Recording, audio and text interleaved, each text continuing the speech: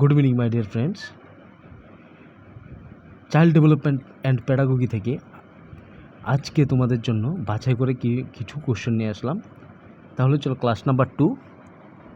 আমার ক্লাসটা যদি তোমাদের ভালো লাগে তাহলে অবশ্যই লাইক, শেয়ার এবং কমেন্ট করে দেবে, ঠিক আছে? তাহলে চলো আজকে দেরি না করে ক্লাসটা শুরু করি।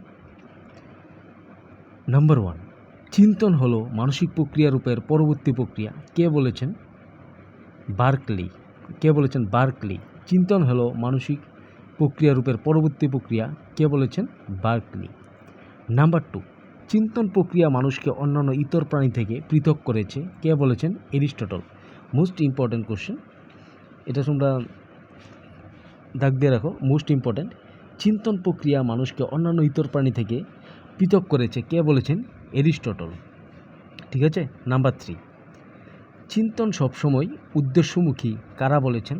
এটাও খুব ইম্পর্ট্যান্ট, এটাও তোমাদের জন্য খুব ইম্পর্ট্যান্ট। চিন্তন সবসময় উদ্দেশ্যমুখী কারা বলেছেন? সমগ্রতাবাদী মনোবিদগণ। সমগ্রতাবাদী মনোবিদগণ, মোস্ট ইম্পর্ট্যান্ট। নাম্বার 4, বিভিন্ন ধারণার মধ্যে মিল ও মল প্রত্যক্ষ করাই হলো চিন্তন। কে বলেছেন? মিল। নাম্বার 5, চিন্তনের বাহন কয়টি? 4টি। নাম্বার 6, চিন্তনের প্রধান উপাদান কি? প্রতীক। এটা খুব ইম্পর্টেন্ট। চিন্তনের প্রধান উপাদান কি? প্রতীক। Most important question, very important. Okay. Number 7, চিন্তন কিসের সঙ্গে ঘনিষ্ঠভাবে সম্পর্কযুক্ত? প্রত্যক্ষণ। এটাও খুব ইম্পর্টেন্ট। আমি তোমাদের জন্য বাছাই করে যা নিয়ে আসলাম সবগুলোই খুব ইম্পর্টেন্ট প্রশ্ন, তার জন্য আমি তোমাদের জন্য বাছাই করে নিয়ে আসলাম। নাম্বার 8, অ্যালগরিদম কি? সমস্যা সমাধান পদ্ধতি। নাম্বার 9, ডানকারাস কি? এটা খুব ইম্পর্টেন্ট কোশ্চেন। ডানকারাস কি?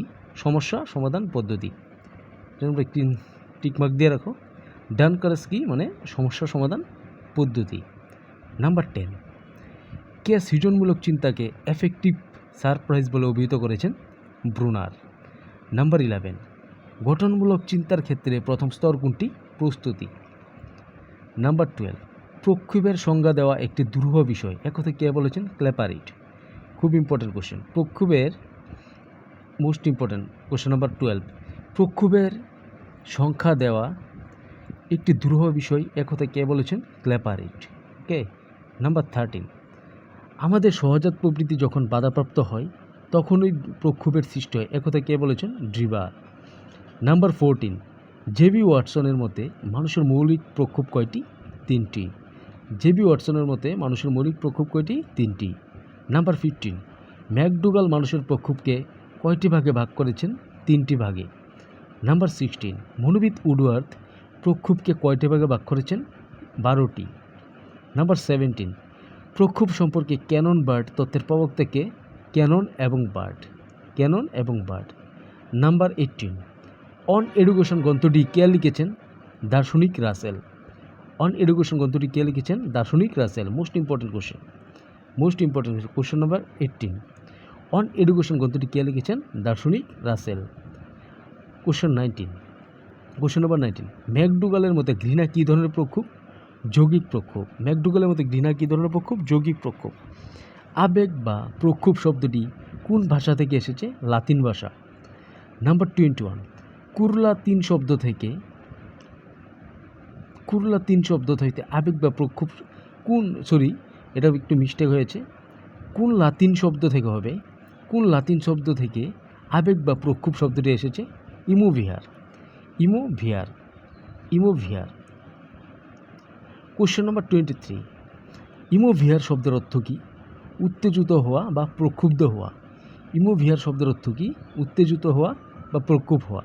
এই কোশ্চেনটাও খুব তোমাদের খুব ইম্পর্টেন্ট, ভেরি ইম্পর্টেন্ট কোশ্চেন এটা। ইমোভিয়ার শব্দের অর্থ কি? উত্তেজিত হওয়া বা প্রক্ষুব্ধ হওয়া। 24, মানব শরীরে প্রায় কত ধরনের অ্যামাইনো অ্যাসিড আছে? 60 ধরনের। এটা খুব মোস্ট ইম্পর্টেন্ট। মানব শরীরে প্রায় কত ধরনের অ্যামাইনো অ্যাসিড আছে? 60 ধরনের। নাম্বার 25, ক্যানন বার্ড মতবাদ অনুযায়ী আবেগের প্রধান কেন্দ্রবিন্দু কি? থ্যালামাস। নাম্বার 26, আবেগ সৃষ্টির মূলে কী রয়েছে? উদ্দীপক। এটা খুব ইম্পর্টেন্ট, অনেকবার এসেছে এই কোশ্চেনটা। অনেকবার এসেছে। না, কোশ্চেন নাম্বার 26, আবেগ সৃষ্টি মূলে কী রয়েছে? উদ্দীপক। কোশ্চেন নাম্বার 27, মনোবিদ ম্যাকডুগাল কয়টি সহজাত আবেগের কথা উল্লেখ করেছেন? 7টি। প্রেম কী ধরনের আবেগ? পরকেন্দ্রিক আবেগ। ঘৃণা কী ধরনের আবেগ? 29। আত্মকেন্দ্রিক অনুভূতি। আজকের লাস্ট কোশ্চেন, আবেগ আমাদের সামাজিক জীবনের প্রাণশক্তি এবং অনুরাগকে বাড়িয়ে তোলে, এ কথা কে বলেছেন? মনোবিদ রস। Thank you. আজকের ক্লাসটা এখনই শেষ করলাম। আবারও বলছি, আমার ক্লাসগুলি যদি তোমাদের ভালো লাগে তাহলে অবশ্যই লাইক, শেয়ার এবং কমেন্ট করে দেবে, ঠিক আছে? তাহলে চলো আজকে বাই।